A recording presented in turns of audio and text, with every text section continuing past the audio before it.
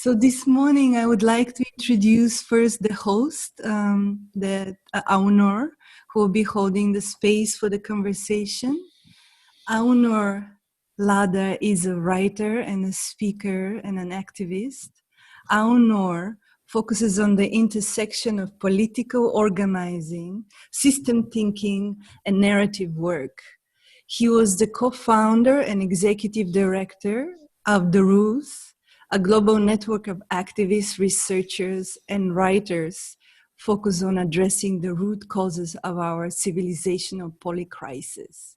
Alnoor comes from a Sufi lineage and also explores and writes about the intersection between politics and spirituality in troubled times. And Alnoor is a co-founder of Tierra Valiente, a post-capitalist community in northern Costa Rica.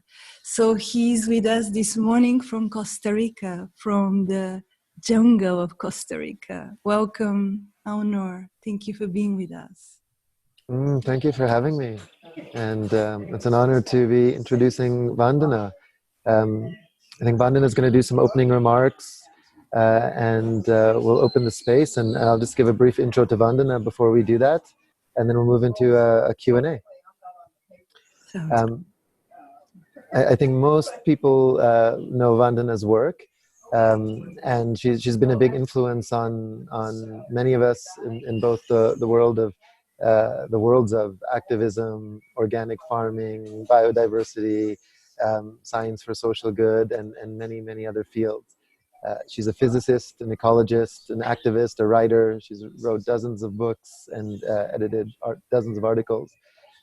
She's the founder of Navdanya, which is a movement for biodiversity conservation and farmers' rights. She's also the founder and director for the Research Foundation for Science, Technology, and Natural Resource Policy. And she's one of the great living activists and really a treasure to the movement. And so maybe we just start with that and start with Vandana and a prayer for Vandana and her lineage and the ancestors she walks with when she does this work. Thank you very much, Zaya and Maurizio. Thank you, Alnoor.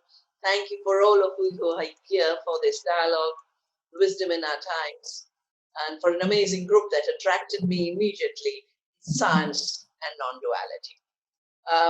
Because my life's journey has been precisely a journey of a science that's not dualistic. That's why I went into looking at the foundations of quantum theory, being totally dissatisfied with trying to make sense of a rich living world. I grew up in the forests of the Himalaya, and Alnoor, I can see the forest behind you. I'm right now sitting in what used to be my mother's cow shed, and when I wanted to leave academics, and I was in doubt, how will I do this work for the earth? And my mother said, want to give up your job? Just give it up and take the cow shed. Don't worry about rents, don't worry about funds. And this is where I started the Research Foundation 40 years ago. My search for the foundations of quantum theory was for a non-dualistic science. And I noticed one of the words that came from the participants was potentiate. That's what quantum theory does. Yeah. Mechanical physics gets you stuck. You're a lump. You just sit there. You can't change till there's a force that hits you. And you can't be related to another lump. So we are all separate. My thesis was on non-locality and non-separability and indeterminism in quantum theory, the basic principles. But around that same time, having seen a forest disappear in my mountains before I left for Canada to study quantum theory, I came across this amazing movement just by hearsay. I was troubled about the forest, and people said, but the Chipko has started, and Chipko means to hug. And I'm waiting for the end of the corona lockdown for us to hug the trees and hug each other again with love, with our fullness, with our being part of the earth. So I learned how to hug from Chipko. Of course, I learned how to hug my parents. But Chipko, from ordinary village women who'd never been to school up in the Himalayan forest. I learned they were experts of biodiversity, and I learned humility. I've done nuclear physics. And you get your, because you're trained in an hierarchy. And of course, you think you know more. And then there were these amazing women who didn't just know every herb, every plant, but they knew how the forest connects to the water, the soil. And they said, these are not timber mines. These are the sources of our water, our soil, our fresh air. And now, 40 years later, the UN talks about the ecological functions of biodiversity. Just yesterday was the International Biodiversity Day, and there's a lot of talk on this. But if they only talk to indigenous people, not only would they know that people know that there are biodiverse functions, and people recognizing the contributions, protect the mountain, protect the forest. Unlike what's going on where saying, oh, we extracted the resources, the minerals, the oil. Now let's extract the functions of the biodiversity. And that's a new aspect of my work on non-duality. I wasn't supposed to be in agriculture. But 1984, the place where I had studied for my MSc honors in physics erupted in violence. And I then realized that something was wrong. That same year, Bhopal disaster happened. So I started to look at what's going on. I did a book for the United Nations University. And I realized that not only had we separated ourselves from nature, but we had brought the war, the concentration camp, the war chemicals from Hitler into our food production. And since that day, I took a pledge that I would walk the path of a non-violent farming based on our relationship with living soil, living plants, living biodiversity. And 3 years later, I'm with these chemical companies who now talk about patenting the seed. And a patent means a claim to invention. And they said, we'll do genetic engineering in order to take a patent, and we'll have a global law to make it illegal for any farmer to have their own seed. I heard them. I said, this is an empire of a life, and you don't invent the seed. The seed is not a machine. And that's when I realized there was not just a dualism being introduced between life and the chemical industry, but an hierarchy of knowledge being created because women have evolved the seed. Nature has given the seed. And our pledge in Navdanya is we've received these seeds from nature and our ancestors. And we owe it to future generations to hand them over in the beauty, integrity, diversity in which we received it. And that's the work we do.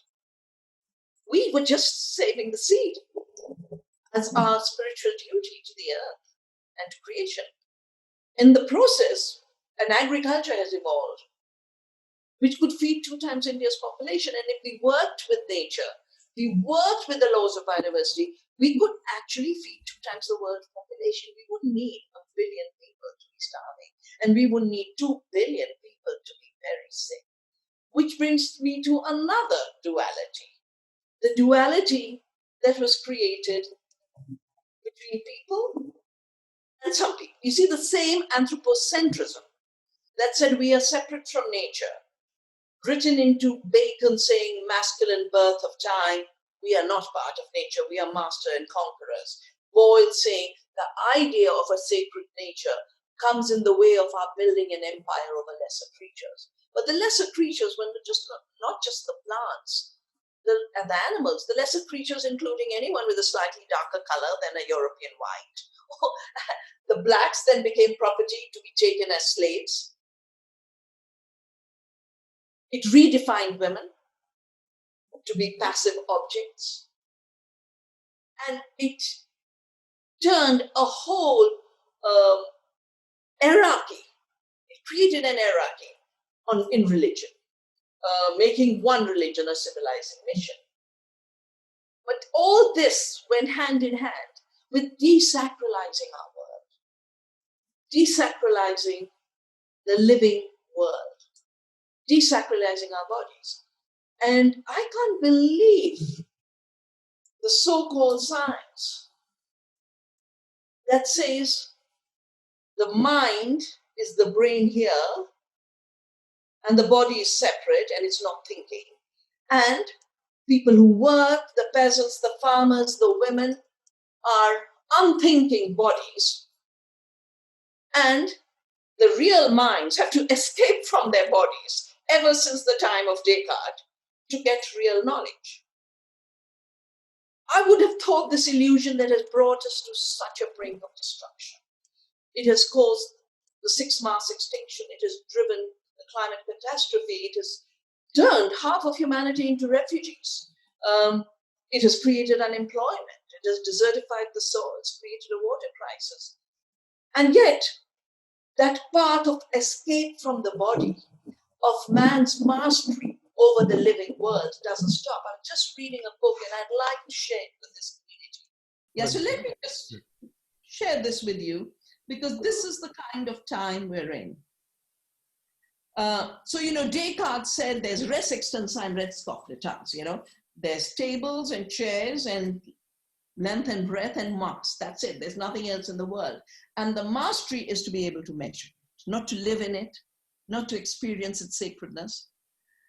And his whole thinking, the Cartesian philosophy, was escaping from a body that distracts you. Even though in Indian philosophy, not only is the body in the mind, but it has layers and layers and layers of interconnectedness with the sacred living universe. Everything is an expression of the divine. And we connect to the divinity of others through the food. That's why, for me, food as the currency of life, of sacredness, is so important. Through the breath, through knowing, it's not an accident that Indians love to use their hands. We even eat with our hands, because sensory knowledge is very, very important in a living world.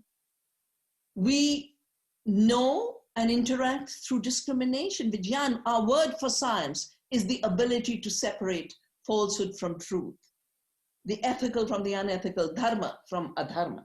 And then, of course, bliss, when you have managed to really know you are one, non-dual, sacred, divine universe.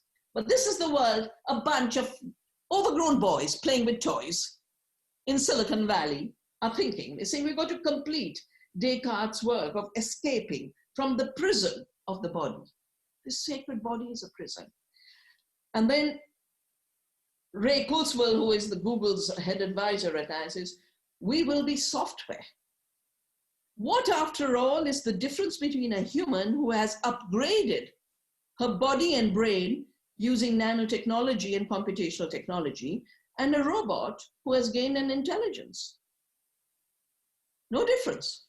But worse, because you are a spiritual group, these people have slept through the fact that we are spiritual beings. Civilizations over thousands of years, 60,000 years of Australian Aboriginal knowledge is about the sacred.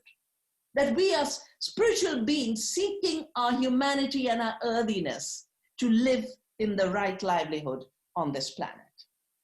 And here they want, within a decade, they want us all imprisoned in digital prisons. I mean, I've written a new blog on my reflections of my 5-decade journey, and I ended it with a new patent I found, number 060606, on patenting human body functions and human brain functions, and creating a whole new economy from that, allocating to us the value of who we are.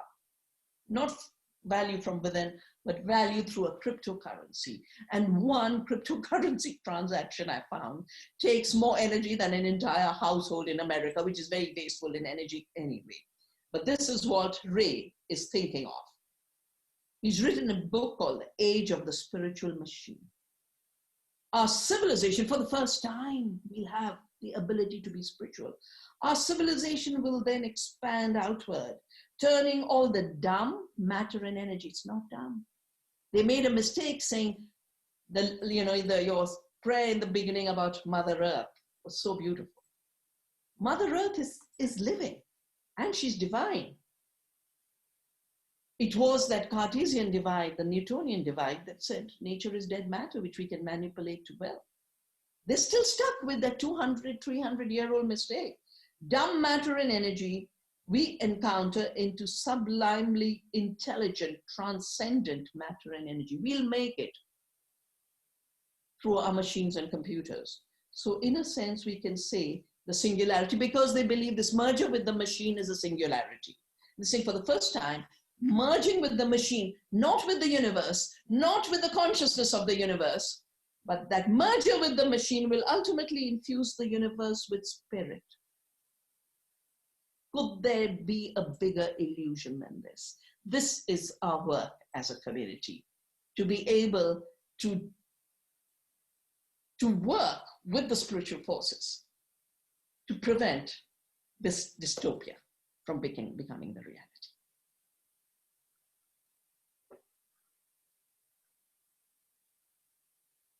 Thank you for that, Vandana.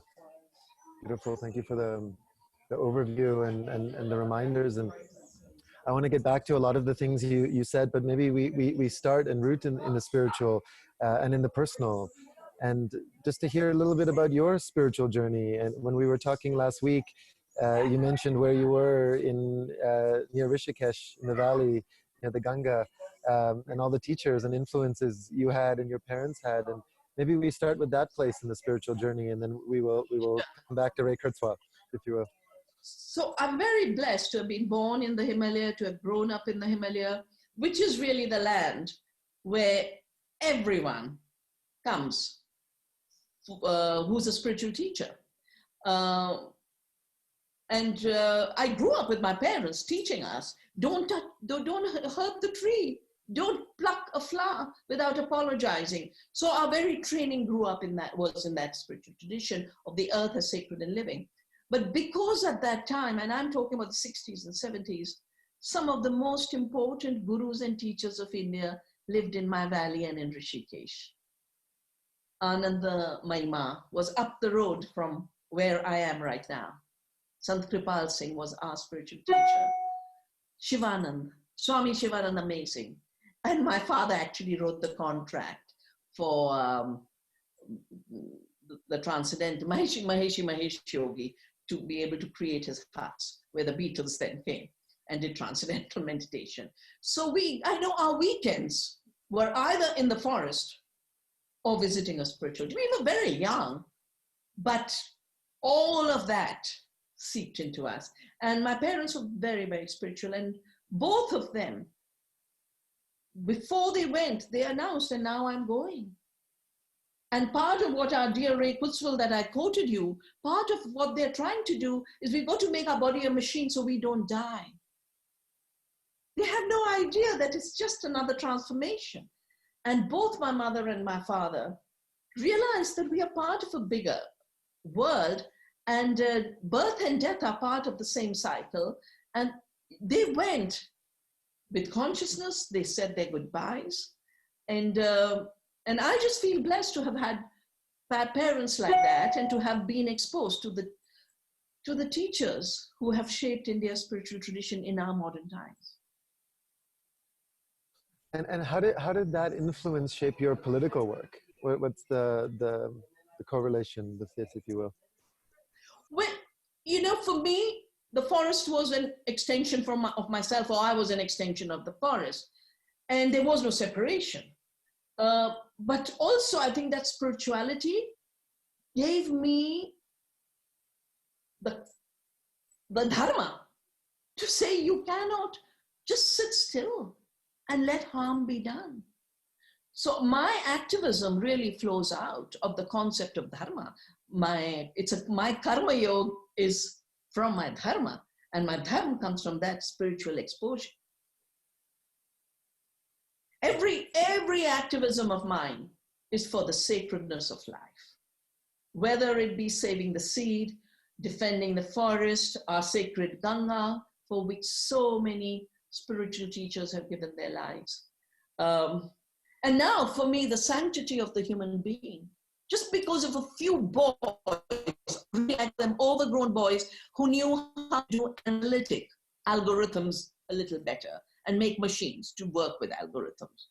They're suddenly determining the future of humanity with a lot of violence, a lot of imposition. And that sacredness of being human to me is really my next step of this spiritual journey. Maybe say a little more about that. What do you mean by next step? Well, partly because we never lived in a society where our integrity was being encroached. I was born in a post-war world. We'd seen the horrible behavior in Hitler's Germany, and the Nuremberg trials, the Nuremberg Code, the human rights. So human rights were secure. And from the 70s onwards, what I saw a bad development model do is threaten nature and the integrity of ecosystems and push species to extinction. And as I've written in one of my blogs, even the explosion of epidemic diseases like the corona, the SARS, the Ebola, the MERS, the Nipah, are all because the forests were invaded into. And these are sacred homes of indigenous people. And the lives that are being sacrificed to defend these homes. But every virus has come from a forest animal and become a virus for us. So that was so clear. It's only with this corona and the lockdown, and every day there's a new imposition. You can't move without a surveillance system. That's for your health and safety, but it's really for surveillance.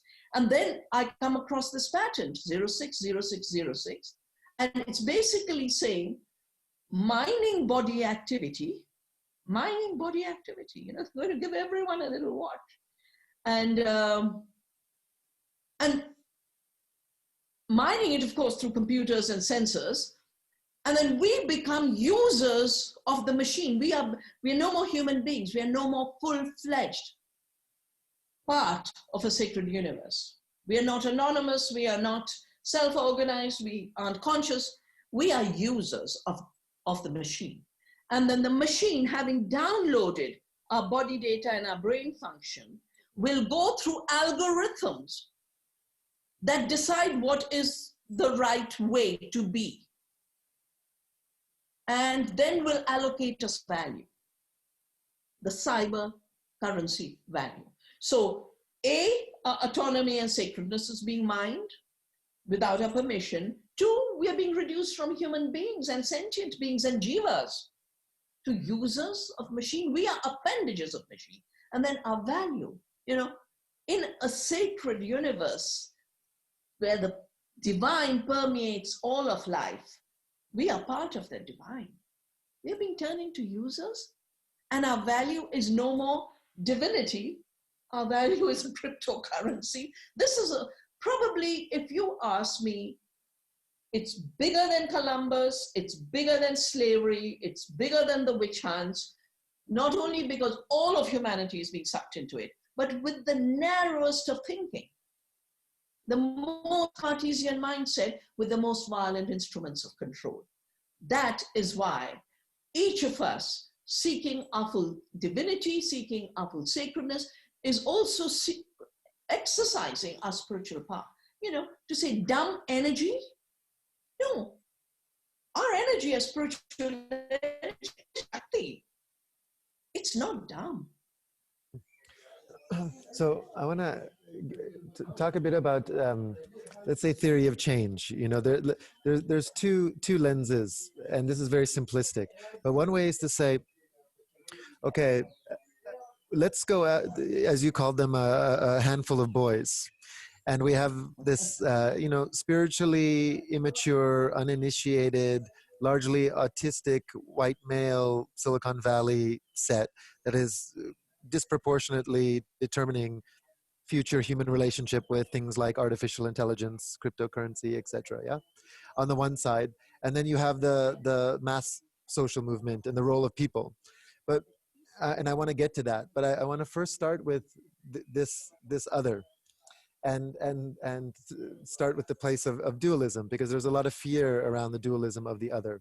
If we were to hold a place of compassion, and I'm not necessarily even saying recommending this, but just for the thought experiment, if we were to hold a place of compassion for the Gates, Zuckerberg, Digerati, and the role, the archetypal role they're playing in this moment of the Kali Yuga, what would you say to them? And what's your sense on how would we, if at all, shift their perspective? Is it possible? Well, for one, I think I'm being very compassionate, calling them boys, Otherwise, I could have called them Hitler. I could have called them all the experiences of the really bad behavior. I could have called them a Rakshas, which works wonderfully in India's epic stories. So I'm giving them their humanity, except that I'm contextualizing. I mean, I've learned so much from indigenous people.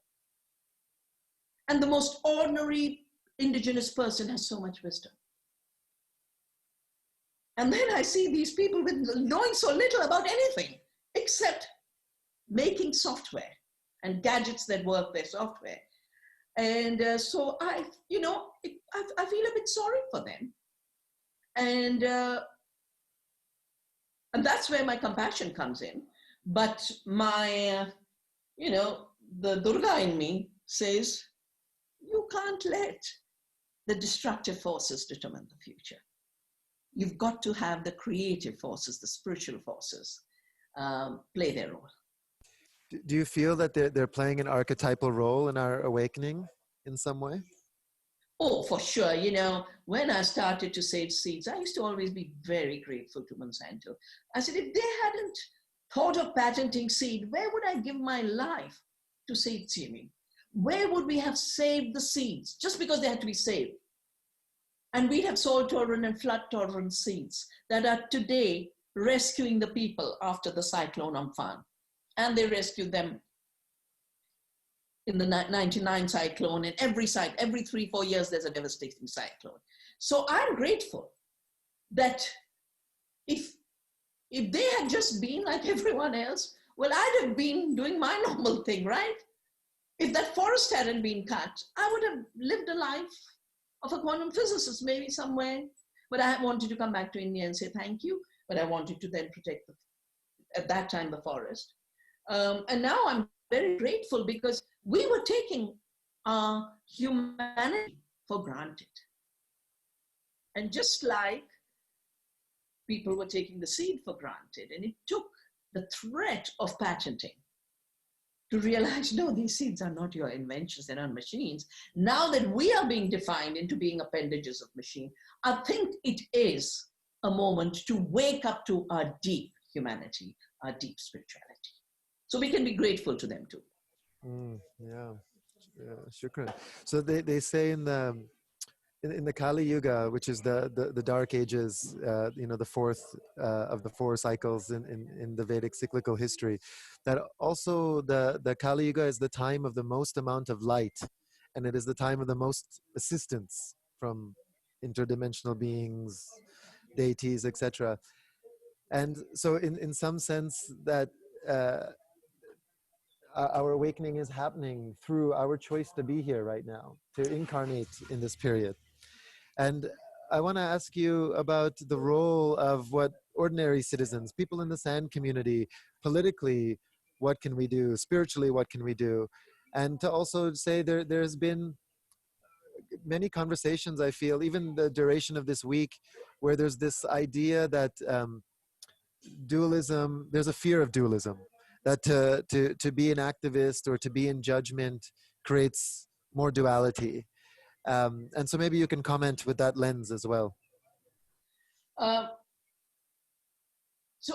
think Indian philosophy, that way has been made sophisticated. It's realized where there are the duals, but always brought them into an interconnectedness of balance, harmony, creativity, not hierarchies. So I was talking about the different, the self, us as a being, the outermost, the food and the breath, that vijnan, that discernment, is a vital part of our consciousness. And one shouldn't be afraid of a higher consciousness. If your higher consciousness is able to guide you between doing the ethical thing and doing the unethical thing, or being a consumer that's destroying the planet and being a regenerator who's regenerating the planet. That is not dualism, it is discernment. Beautiful, I love that. It's not dualism, it's discernment. And I think partly, our fear of duality creates more duality, and we have incarnated into a planet that is in the third dimension and in the material realm. And so it does require actually an understanding of duality, an understanding of consequence in order to transcend that duality. But that's the messiness of what it is to be alive. And so it's very interesting that I talked about emptying out a living earth of its life and making it dead matter in order to exploit it.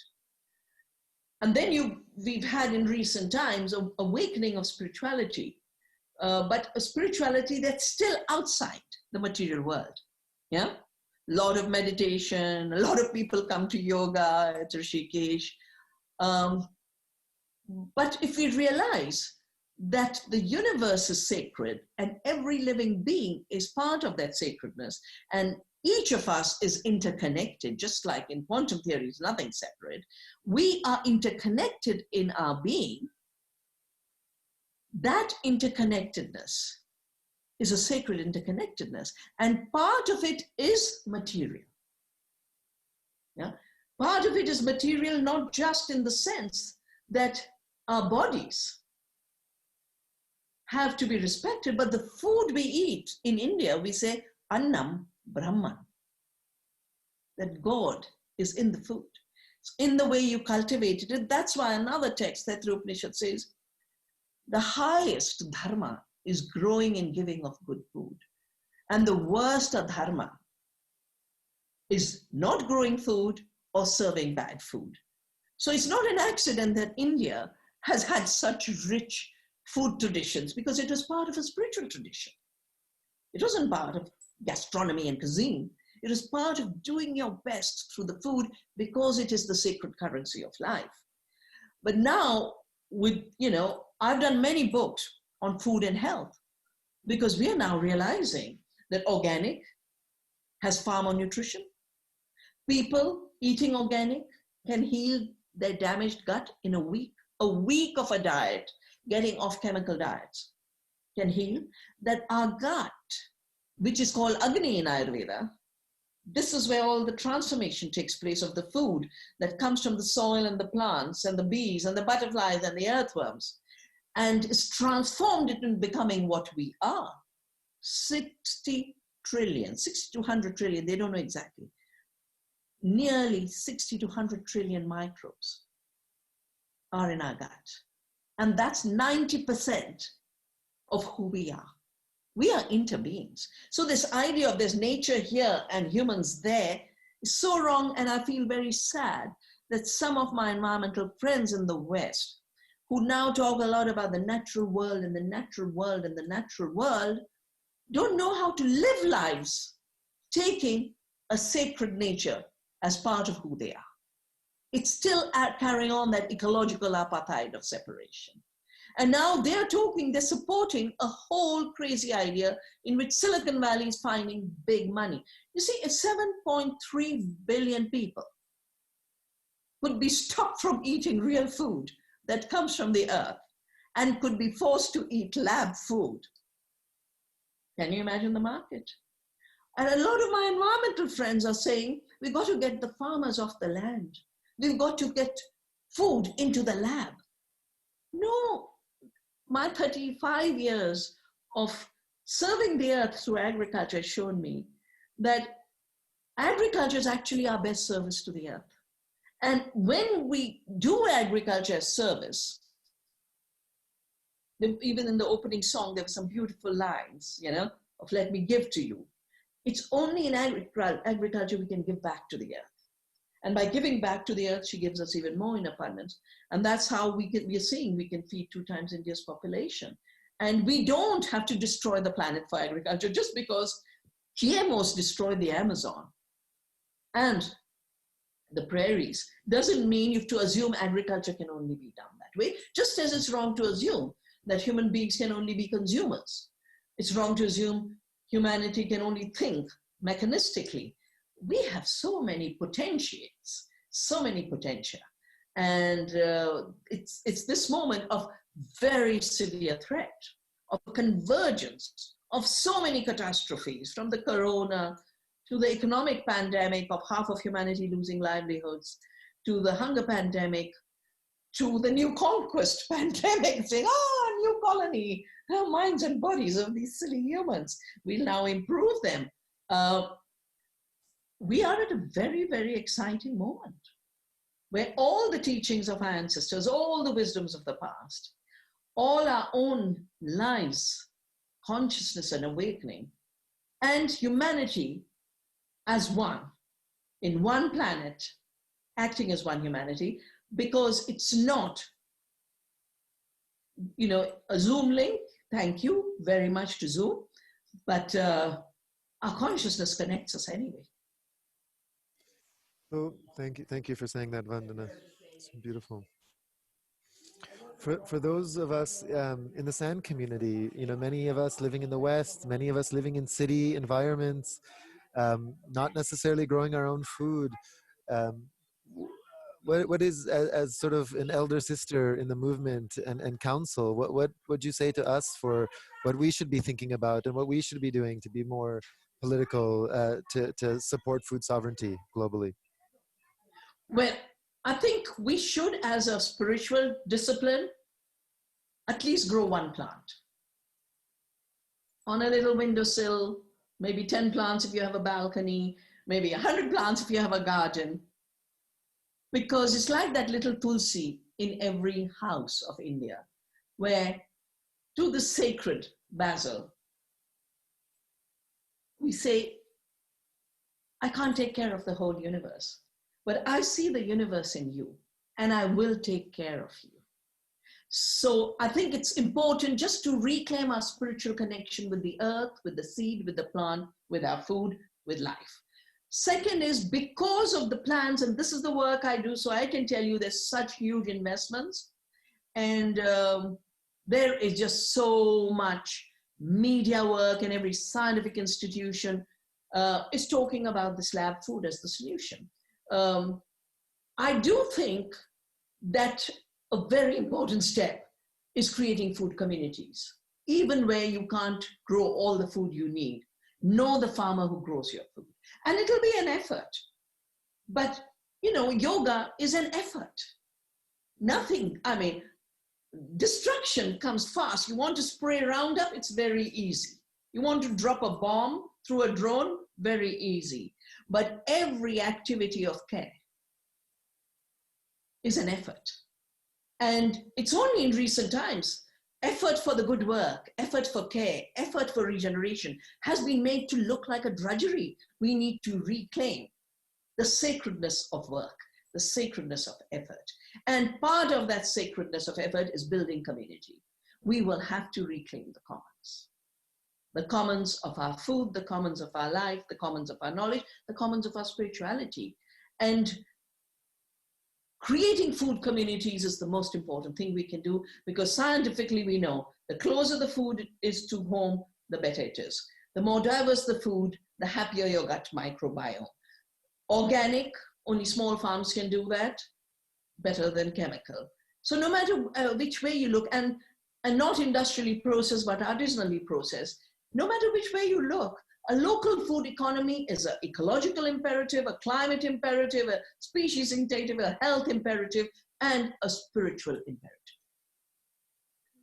And it's interesting, this idea of reclaiming the sacredness of our effort, because there's a huge amount of effort put into propping up this existing system. It's just hidden from us. So we don't know where our waste goes, and we don't know where our food comes from or where our energy goes from, but it's huge levels of exploitation, what's the so-called development, which is essentially robbing the global south of its resources in order to prop up our way of living. And so we're at this really interesting moment with COVID, where people are starting to ask these questions, the understanding the emperor has no clothes. And so maybe we close just with assessment and understanding of COVID before we open up for questions. And what does this moment mean as the sort of so-called normality we've been living has been exposed, and that sort of the unearthing has happened, the awakening has initiated. So, of course, the COVID and the lockdown has given a lot of space to other species. I don't use the word nature because we are nature. So when we say nature came back, we are telling ourselves we are not part of the animal world. Everywhere you see elephants and tigers and leopards roam the street. But exactly at the same time, every government is giving new clearances for more ecological destruction. Look at Trump, you could look at in India. What you said about the invisibility of destruction, therefore we don't know how we are participating. My work in agriculture, I realized that you use 10 units of energy to produce 1 unit of food in an industrial system. When you make it factory farming of animals, it's 100 units of energy to 1 unit of food. And then when you make it these sky rises with lots of electricity and lots of artificial nutrients, 4 plants need the equivalent of 30 refrigerators. So, Amazon has invested hugely. They're saying now they bought Whole Foods and they're saying now we will, for the cities, for the vegetables, we're going to have these artificial elevated systems, which again means you are discounting the earth and our creative power. You're basically saying, soil, I don't care for you. Sun, I don't need you. But these systems will need about 1,000 units of energy to produce 1 unit of nutritionally empty food. The 2 questions I ask people who, these are always presented to me, and I say, give me your energy audit. And they don't have it because I know it's about 1,000 times. And I say, give me your nutritional audit, because if industrial food became nutritionally empty and full of toxins, if you're not letting the soil nourish the plant, my work over these decades has shown that it's not the nitrogen, phosphorus, potassium, it's actually declining the soil fertility. It's the microbes that feed on the organic matter you give that create the soil fertility. And our soil has gone up 100% in nitrogen, 100% increase in carbon, 30% increase in zinc, 25% increase in magnesium. Now, these are in the plant and then they're in our food. And then they create the metabolic balance in our food system. A lot of new work, not of new ecological work is being done on the total footprint of what a lot of people are thinking is an ecological alternative. But if you take all the mining, the lithium, then that electric car doesn't look so good, because Bolivia had a toppling of its elected president, Evo Morales, just for lithium, because he nationalized the lithium mining. If you add all of that, actually the footprint is so big. And I think especially in the North, where consumers are always being made to feel they're part of a green solution, but that solution is a very toxic, polluted solution and a lot of ecological damage. It just comes to our part of the world. So we are Earth citizens, I've written about Earth democracy. I see us as members of the Earth family. And as members of the Earth family, I've been sending these messages to the Bernies and the others saying, you can't have a Green New Deal, which is about the Earth, as a national system. You have to have a new relationship with the Earth at the planetary level. And that's what we are working on. And that's how the footprint will reduce, and the heart print and the head print and the hand print will increase as we build local economies. Beautiful. Thank you, Vandana. And yeah, it's interesting that you sit in your cow shed that full circle, as and from a yes, full circle for me. Yeah, I mean, I could have been stuck in a hotel room, or I could have been stuck in my Delhi, a place where some of my official work I do from there. But I just came here literally in the nick of time, and I'm so grateful. And I think it's a full circle moment for many people, right? We're you know, that the old T.S. Eliot quote, at the end of all our exploring, we will arrive where we started and know the place for the first time. And Yes. this is the moment of really questioning everything from our fear of death to the way we're consuming, to how we're contributing to the system, to how do we want to live going forward. That's exactly it. Exactly. And what are the choices we can make with a full consciousness, being aware of what our consumption costs to the earth? Mm-hmm. Yeah.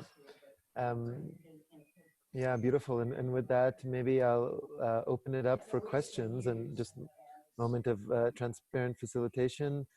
Lisa or Maurizio and Zaya, do you want me to field that, or we'll do open questions on the chat box? We Yeah. can do that. Yeah, we have access to the mute and mute. We have a system. Perfect. Thank you, Vandana. Thank you, Thank you, Vandana. Alnoor. Thank Thank you, Vandana. Full circle, exactly. Yes, absolutely. You've given us so much food for thought and so many seeds and so many reflections and possibilities to expand the horizons of the choices we actually can make. And thank you. There's a lot of questions actually coming up. Vijay, you are unmuted. Okay, thank you, Zaya. Vandana, it was so overwhelming, whatever you said, and I saw how people were tearing up, and they were saying so while you were saying all of this. So I wanted to ask a quick question, but I also want to put a context around it. The question is this a divine coincidence that in this 50th year of Earth Day, we have COVID coming? And, we have this, I have a National Geographic, which actually I asked about it earlier in one of the sessions, that basically says on this 50th year of Earth Day, we should be looking at what is going to be happening in 2070, which is 500th year of Earth Day. And it paints two scenarios. One, basically, and National Geographic is all about nature. It paints two scenarios. One is about how we will destroy the Earth, and other scenario where it says how we will save the Earth. And it has got articles around both of these with some, proofs of concept of things that can be done. And you are actually the thick of, as I could gather, you are in the thick of all of that.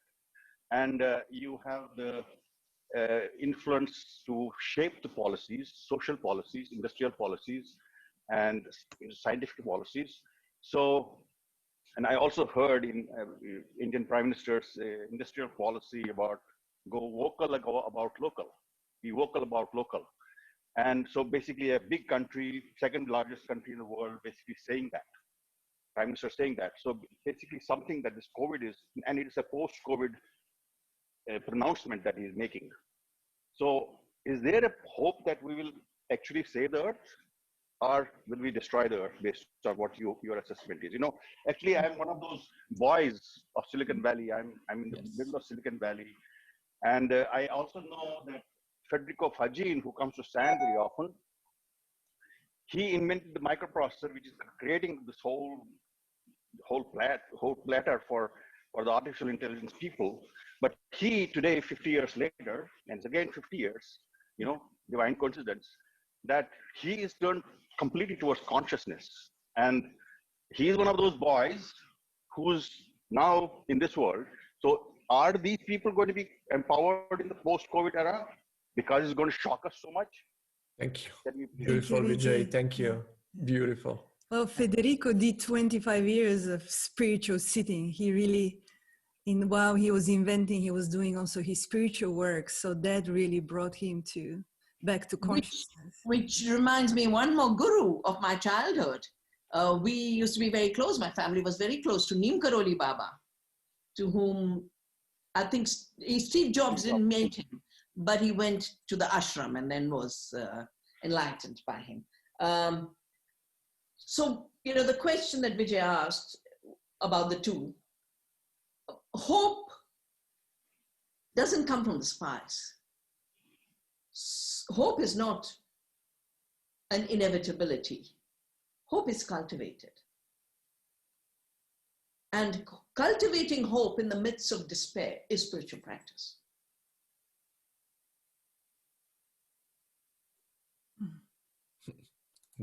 Thank you. Yeah. So, Timothy and your partner, I forgot your name. I'm sorry. You are muted. Okay, great. Thank you for having us. Jessica. Hi, Jessica. Sorry. Jessica asked the question yesterday, so I get to ask one today. And just saying hi to Alnoor, just a quick shout out from Dominique, our retreat center, to Alnoor's in Costa Rica.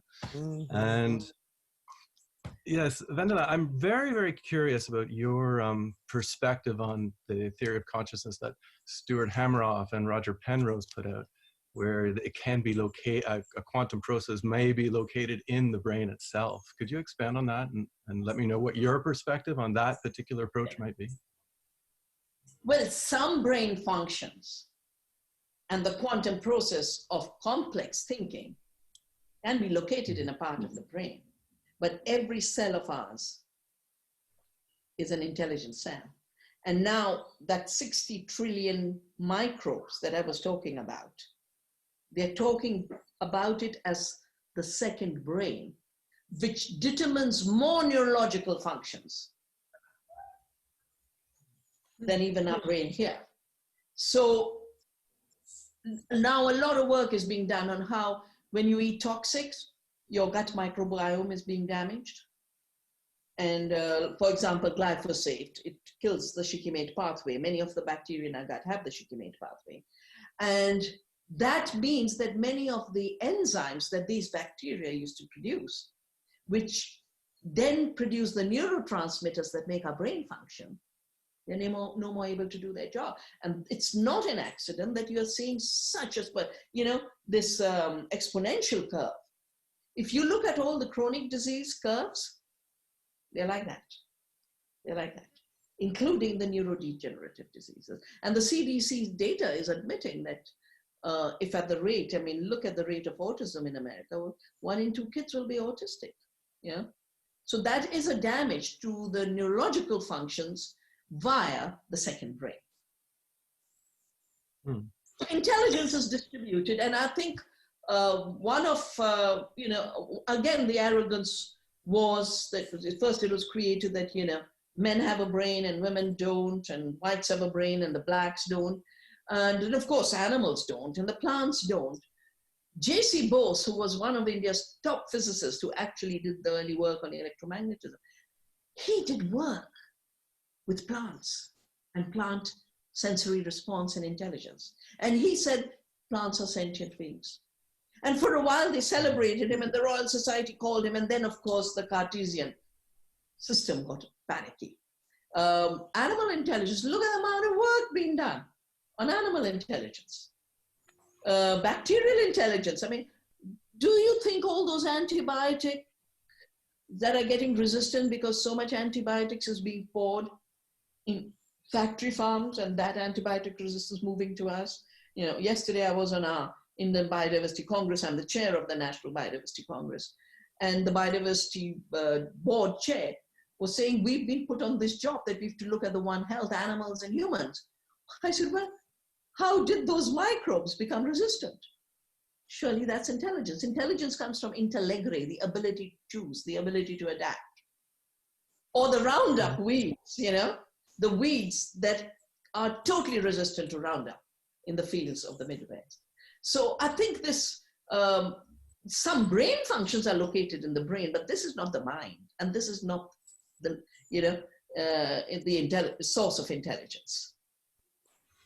Okay, so you feel that they're putting a little too much emphasis on the microtubules in the brain itself. They should be including. And I'm not saying, and I'm not saying the function they found won't be there. I'm saying it would be wrong to assume that the only functions humans need. Just as it's wrong to assume that a few analytic methods that are mechanical in our mind, particularly in the left brain, them being downloaded in a machine and then being converted into algorithms and being called artificial intelligence, that somehow it's superior. It cannot replace spiritual intelligence. It cannot replace emotional intelligence. It cannot replace ecological intelligence. It cannot replace cooperative intelligence. It cannot replace compassionate intelligence. So all the spectrum of intelligences can't be reduced mechanically to artificial intelligence, just as much as it was ridiculous to imagine that all that amazing web of soil life could be reduced to a nitrogen phosphorus motel. We make too many mechanical mistakes. I think it is good to pause and assess the machines we use in terms of the higher purpose. The higher purpose of being part of the sacred universe and the higher purpose of human life. In our philosophy, we call it Purusharth, the ends of human life. You must have a means of living. Doing the right way. And then doing the right way is the way you have transcendence, you have liberation, you have moksha. Okay, well, thank you for sharing the space. Thank you. Nice. Thank you. I just want to add, if you listen carefully to Stewart's theory, they talk about proto-consciousness that causes the collapse of wave particle function. So they don't call it consciousness, but proto-consciousness, which is really the consciousness what the mystics describe. And to be fair to Stewart too, he talks about it not being a computative process, but just a tapping into a Planck scale of information, which is very different than Ray Kurzweil, who talks computation. Exactly. Yeah. And again, I think part of what, because your theme is wisdom in times of crisis, wisdom is the amazing set of values, knowledge, guidance we get from the ancestors that gives us the guidance on how to live. Knowledge comes from the multiple sources of knowing, not just empirical sources, and not just idealism, the big artificial debates in Western philosophy. And then you have information. But knowledge is richer than information, and wisdom is richer than knowledge. And bits of information is what data is. And we are now calling data the new oil. So it would be good to realize that there are many, many, many levels of the way we know and the values we have that need to be cultivated. And yeah, of course, I'm not saying don't use data. I'm saying don't turn it into your new religion. Beautiful. Next. Jamie, you're unmuted. Jamie Powell, you're unmuted. Hello, can you hear me? Yes. Can you hear me now? Yes. Yes. Okay, sorry. What an honor. Oh my goodness, thank you so much for everything you're sharing. I'm feeling the impact on in my local community from the wisdom that you share. Especially want to thank you for the talks you've been giving while you're eating. I can see you must be really busy with all the crucial necessity of the information you have to give. I want to say that where I live is in Oregon, and it is a mostly white state. And it was founded as a state to be anti-slavery, but the way that they did that was to keep Black people out of the state in the constitution of the state. And of course, the acquirement of the land was through murder of indigenous people. So my question about the soil and the significance of, as we tend to the soil in this area, the soil holding the memories of what happened on this land, and how as white people who are wanting to be the change, how can we make reparations in our world through the soil and through food and through efforts in that way? I'm curious if you have anything to offer. I have been offered to Oregon. My son studied at Lewis and Clark, and I was a visiting professor in Eugene, and I remember they actually have a longhouse of the indigenous people there, and I did many meetings with them, and I think the first place to begin is to not as a ritual way on the stage people get up and we are in so-and-so land, and then they can go on to do their decolonialism, but to really recognize the original people. And I think just like we apologize to a tree, we apologize to anything we as we have, it would be good after that sentence, of saying we are in so-and-so land, to say, and we apologize. Because I think forgiveness is an important part of this. But the second is, the biggest reparation is to say, yes, our ancestors hurt your ancestors, but we have now woken into a new context and we are part of an earth community, yeah? And let us now take care of this soil together. That's where, when I talk about building earth community, building food community, you can't build an earth community without beginning with food. There's no other place to begin. So I think that would be very powerful. And I have worked with a lot of indigenous people who are now working on saving ancient wheats and ancient grains. Of course, the wisdom of their grandmothers on healing plants. And I think it would be beautiful to not just say, we apologize, but just, and this I think is global. To acknowledge that indigenous people will be the teachers of wisdom for a future for humanity. So, when Vijay showed those two parts of the National Geographic, to not have that total destruction, but a regeneration. Who are the teachers for regeneration? Indigenous people, women, and anyone who has borne pain, because pain is a very big teacher.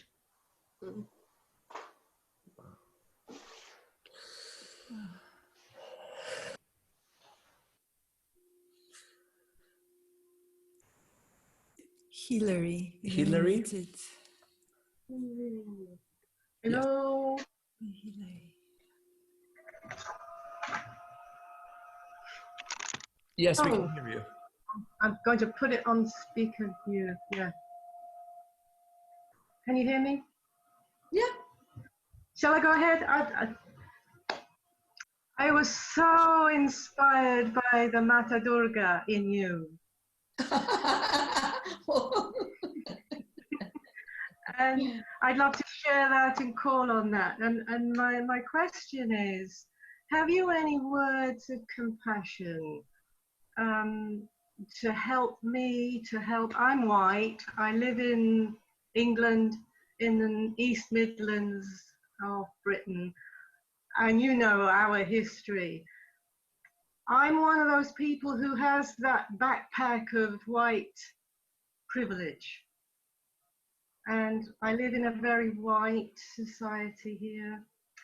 And I'm sensing a sense of dread, a wave of dread and fear in white people who have wonderful hearts, but they don't have the full understanding of the implications of white supremacy, white privilege, white this. Do you have any words of compassion for the waking up of this and the real fear I sense in people of having to admit it, come face to face with it? I think that's where awareness comes in, an awareness of history, that yes, there was an East India Company created in 1600 by a bunch of merchant adventurers. And they got the Queen to sign a charter to say, go invade other lands. And the fact that it was called East India Company was largely to come to India because we were the richest country. We were 25% of the world's economy at that time with our spices and our textiles. And yes, that period was a very brutal period. And I think so, when I was talking about, if you look at it, where did Locke come from? England. Where did Bacon? He was the Chancellor and also the father of modern science. Who created the Royal Society? His thinking to make a birth of masculine time happen in science. Hobbes, the idea that you must have a controlling force, centralized. So, I think England was living through fearful times itself that time. to have created so much of this violence on others, but also domestically. You know, I always think of it. I think of the witch hunts. You know, learned women were just burnt. You couldn't be learned. To awareness of history without getting burdened by it with guilt. You know, I think that's the worst thing you can do to yourself, because your history is part of a reality that you can't unwind. Yeah. And because that history required racism, otherwise, how could you capture blacks as slaves? It made the color of our skin a problem for the first time. I mean, we had done trade before that. People were of different colors. People interacted all the time. Color didn't matter. It was just different shades of the skin of one species on this planet. It was just part of our diversity. So yes, the white supremacy that led to the violence of that time is making a resurgence in the violence of our time. And I think we all have to be cautious. And I don't think ordinary white people should align with that white supremacy. They should distance themselves with it. And so we are not that. I have more to do with the black immigrant.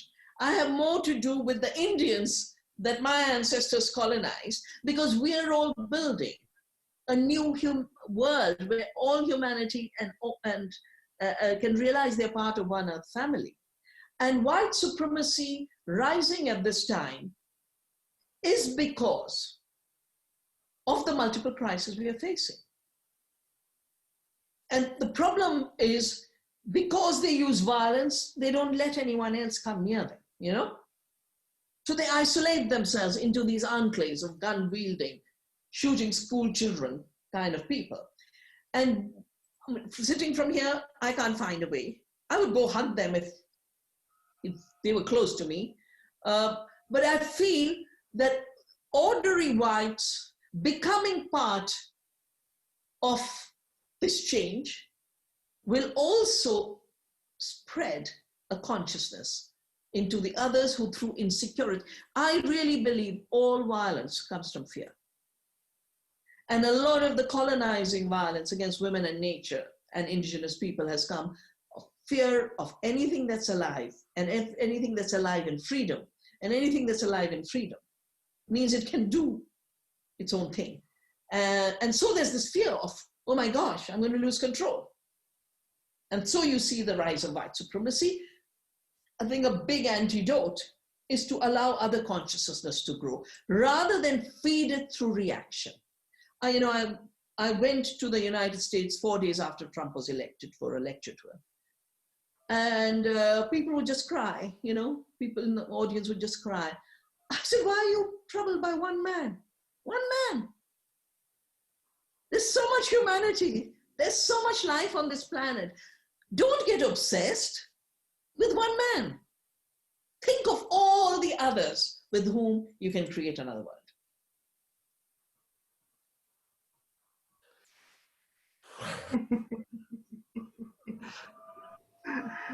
Thank you. Thank you. Wow. Wow, what a fierce wisdom, Vandana, you're bringing and embodying and part. Wow. Thank you, thank you, thank you, thank you. For me personally, I'm also coming a full circle. You were my hero in the mid-90s when I was very young and naive and I was angry activist and I haven't done my spiritual work, and so I had to step out of that world. But now I feel like these two worlds are inevitably coming together. There is no other way. There is no spirituality without a movement from the heart and responding to the call of life, yeah, in each and every moment. So thank you for bringing these two worlds completely. They've never been separated, but in my ignorance they were separated. And you know, I think every harm and violence is a spiritual violence, and every harm and violence calls on us to intervene, and it does unleash an outrage. And I think spirituality is being able to distill that outrage into constructive creative action. and activism. Yeah. So yeah, I mean, a spirituality without activism is empty, and activism without spirituality can get misguided. Absolutely. Yeah. This is the essence of the evolution of our organization and our community. You just, with that sentence alone, you just totally book frame this event, our work of 13 years and our life of, and I'm sure everybody in this room, in this circle. Thank you. It was wonderful spending time with all of you. Yes, there are many more questions, but we the time is late. It's nearly 11 p.m. Yes, you need to rest. You need to unite. Thank you. Good night. Good night, Vandana. Good night.